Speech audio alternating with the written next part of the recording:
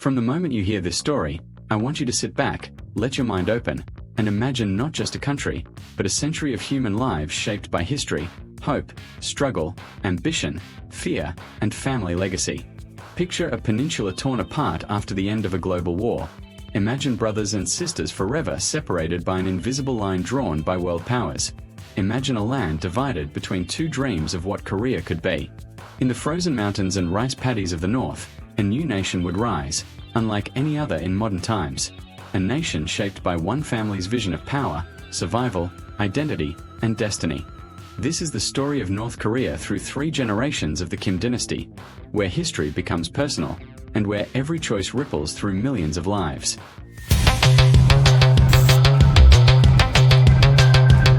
To understand North Korea, we first step back to the early 20th century, when Korea was under foreign rule, when young men and women dreamed of freedom, and when one boy was born who would forever change the course of this land. That boy was Kim Il-sung, born in 1912 near what is now Pyongyang, to parents who had fled Japanese occupation, seeking hope in the wilderness of Manchuria as Korea struggled under imperial control.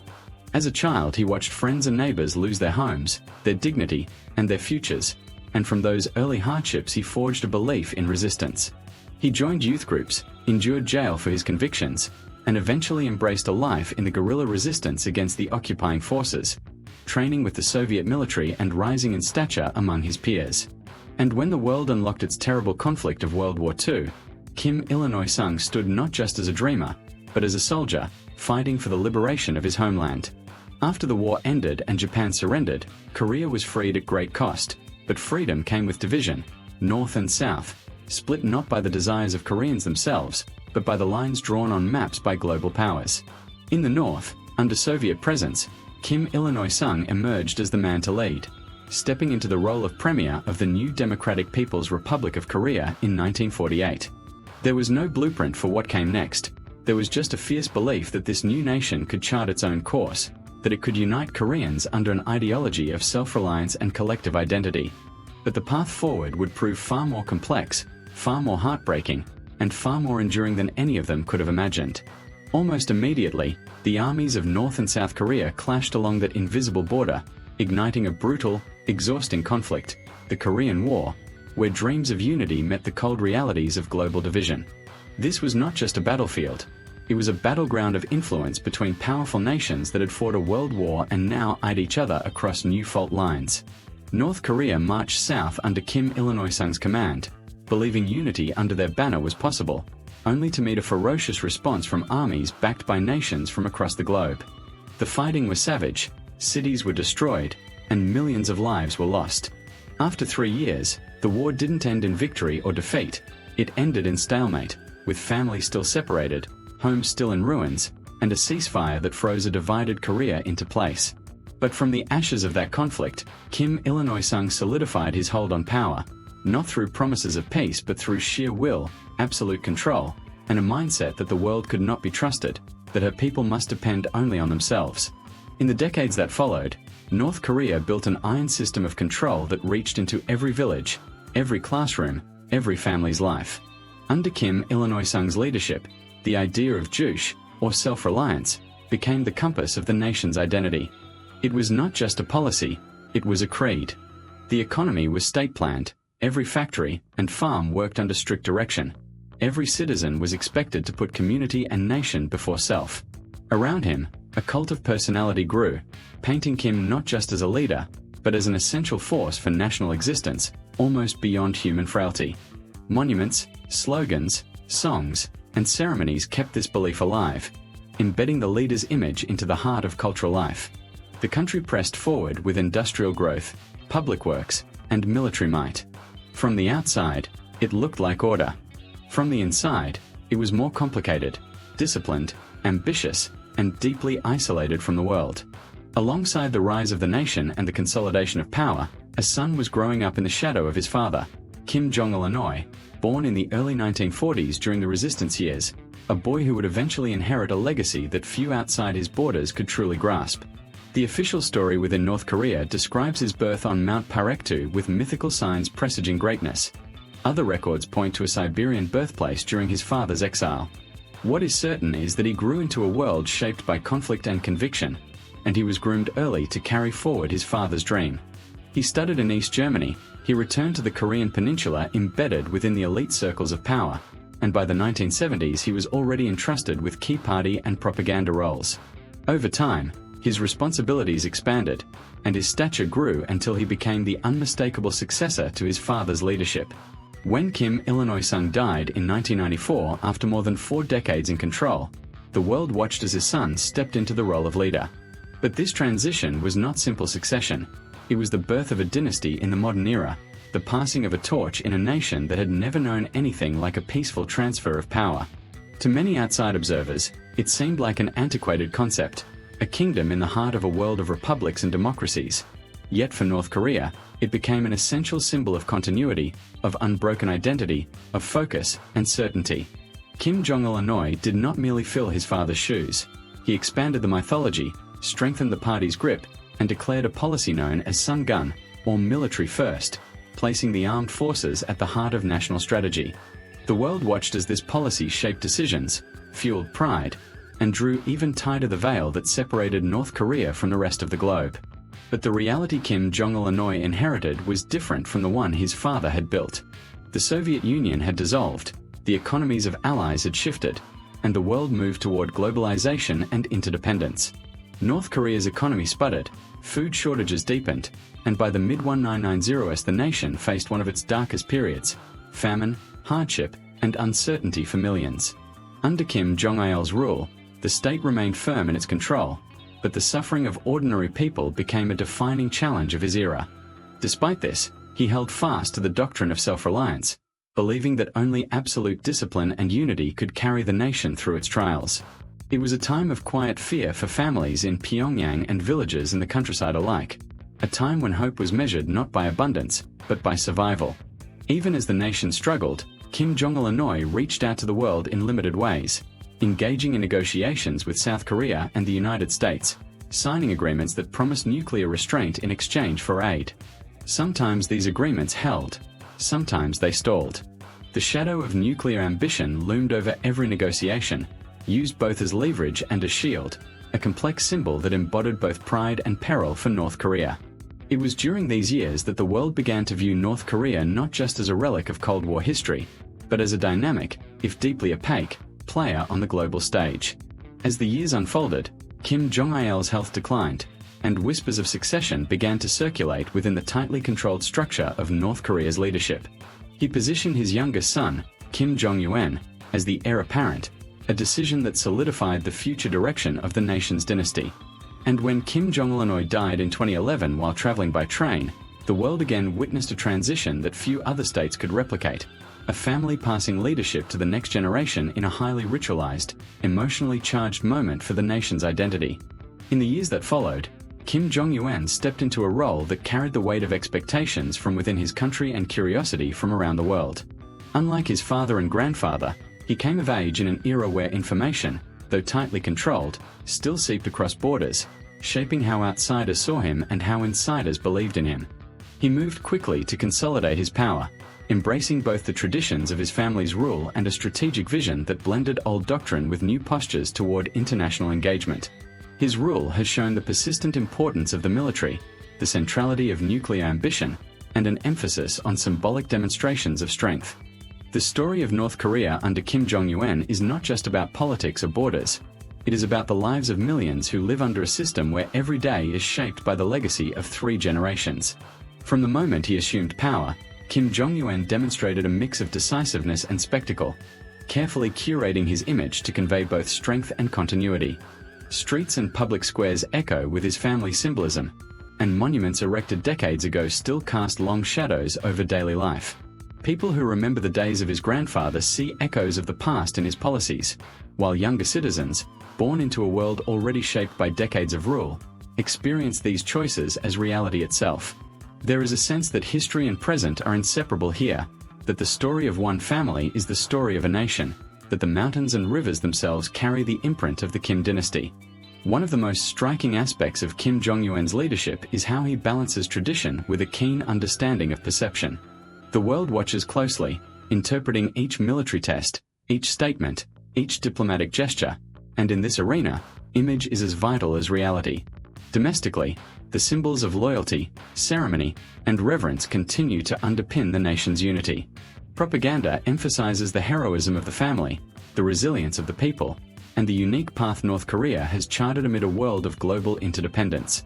Schools teach the legacy of Kim Il-sung, Kim Jong-il, and now Kim Jong-un, instilling in children a sense of pride in their national story.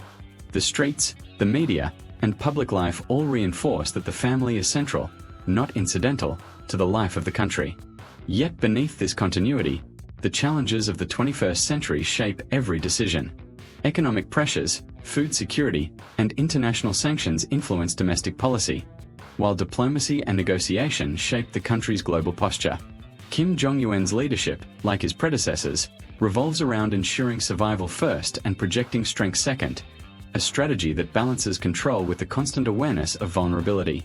In this sense, North Korea is a nation perpetually negotiating the space between isolation and engagement, between history and modernity, between fear and ambition.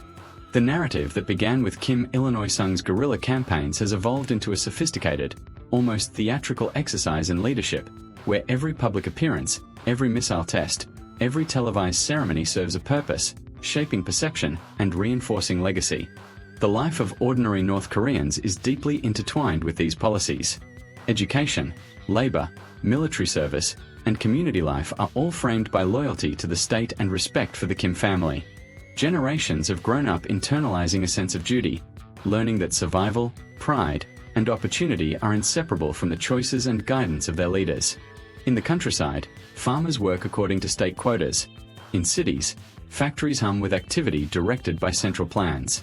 Even leisure, art, and cultural life are subtly designed to reinforce the narrative of continuity and resilience. There is discipline, yes, but also a careful orchestration of identity that aims to preserve both social order and the historical story of the nation. The psychological impact of 3 generations of leadership is profound. Citizens grow up internalizing a story that merges mythology, history, and identity, where leaders are both human and symbolic, ordinary yet extraordinary. From Kim Il-sung's heroic guerrilla origins to Kim Jong-il's strategic maneuvering during crises, to Kim Jong-un's modern blend of showmanship and authority, each era teaches lessons of resilience, loyalty, and perception. The family dynasty is more than politics. It is the lens through which the nation interprets itself. Understanding this dynamic is essential to understanding North Korea itself, for the story of the Kim family is inseparable from the story of the people who live under their leadership. Despite the weight of legacy, there is constant adaptation. Kim Jong-un has embraced technology, international media, and a careful cultivation of diplomacy that allows him to communicate his vision to both citizens and the world. While the ideology of self-reliance remains, there is also an understanding that appearances matter beyond borders. Each missile test, each summit, each televised speech serves dual purposes, signaling power to the global community and reinforcing authority domestically. The delicate balance between perception and reality, tradition and innovation, control and survival is at the core of how the 3rd generation navigates a world far more connected than that of Kim Il-sung or Kim Jong-il. The story of North Korea, therefore, is not simply a political tale. It is a story of human endurance, ambition, and the psychological power of family and myth. From the early resistance against foreign occupation, through war, reconstruction, famine, and isolation, the Kim dynasty has consistently woven its narrative into every layer of society. Citizens learn not only to survive but to identify with the vision of their leaders, to internalize loyalty as a moral and social framework, and to see history itself as a living, guiding force. Every school lesson, every ceremony, every monument serves to remind the people of the nation's journey, and the central role of one family in that journey. Internationally, North Korea's story is often interpreted through the lens of conflict, nuclear diplomacy, and secrecy, but at its heart, it is about continuity. The 3 generations of leadership provide a window into how a nation can maintain identity and cohesion over decades, even amid external pressures and internal challenges. Understanding this requires looking beyond headlines and focusing on the lived experience of those within the country, their struggles, routines, aspirations, and the cultural and psychological frameworks that shape their perception of life and the world. In many ways, The legacy of the Kim dynasty illustrates the enduring power of storytelling and governance. Leaders are not only figures of authority, they are symbols, heroes, and embodiments of a national narrative.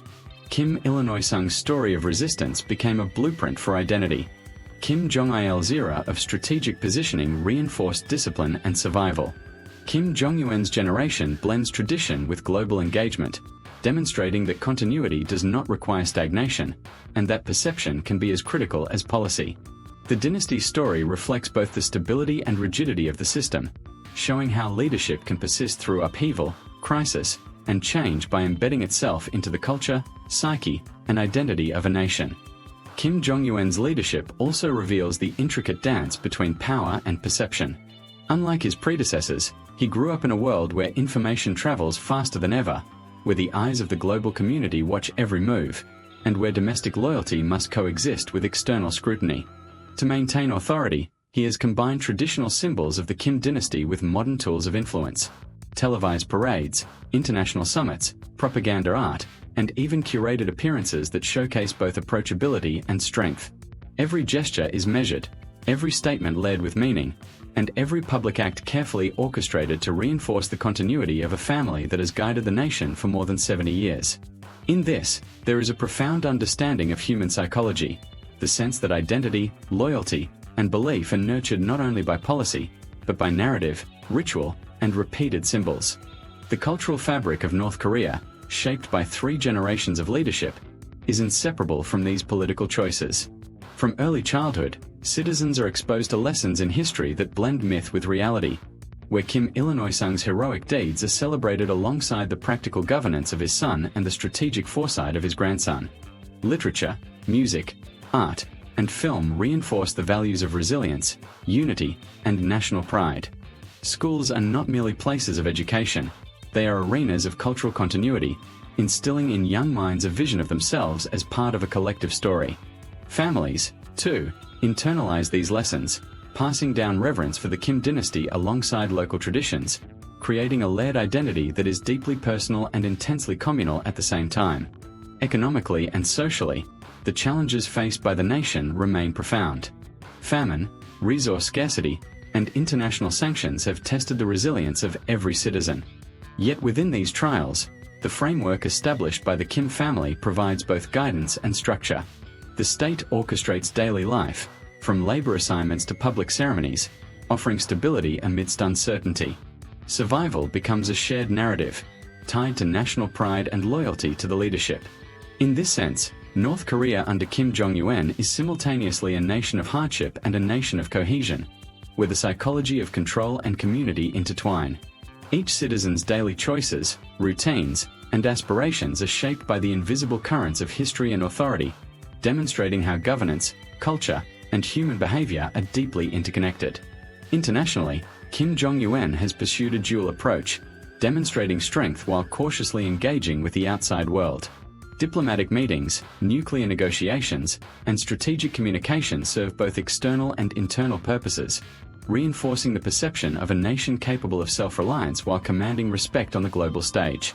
The world observes, sometimes with concern, sometimes with curiosity, as a nation shaped by isolation interacts with the modern era.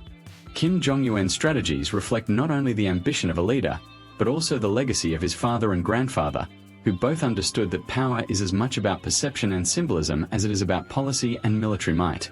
The psychological and emotional impact of this dynastic leadership extends into every corner of life. Citizens grow up internalizing lessons from history, myth, and ritual, developing an understanding of the nation that is simultaneously intimate and abstract.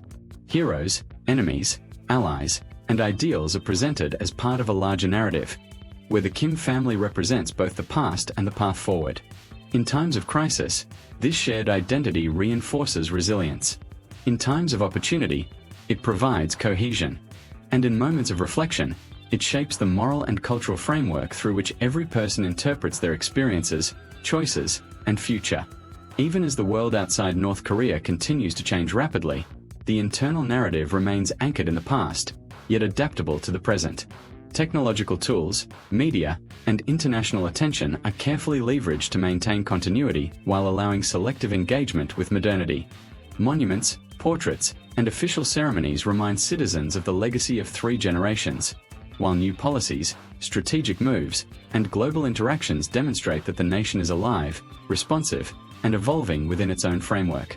The tension between tradition and innovation, isolation and engagement, discipline and adaptation is what defines the modern era of the Kim dynasty, and what continues to shape the lives of millions who call this land home.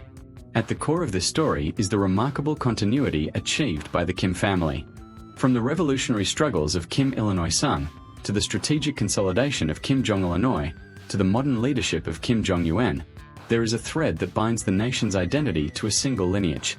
This thread is woven into education, culture, governance, and daily life, creating a powerful sense of belonging and purpose among citizens. Understanding North Korea, therefore, is not merely about politics, borders, or international relations. It is about the enduring impact of leadership, narrative, and human psychology on the life of a nation. And yet, within this story of continuity, there is room for reflection. The journey of North Korea over 3 generations illustrates both the potential and the challenges of dynastic governance in the modern world. It shows how leadership can create stability and identity, but also how it can concentrate power and shape perception with unparalleled influence. It invites us to consider how history, culture, and psychology interact to shape nations and individuals alike. It demonstrates that leadership is not merely about policy or authority. It is about narrative, ritual, and the profound human need to belong to a story larger than oneself. As we watch the unfolding story of North Korea and the Kim dynasty, we are reminded that history is not only written in textbooks or treaties, but in the lives, choices, and emotions of millions of people.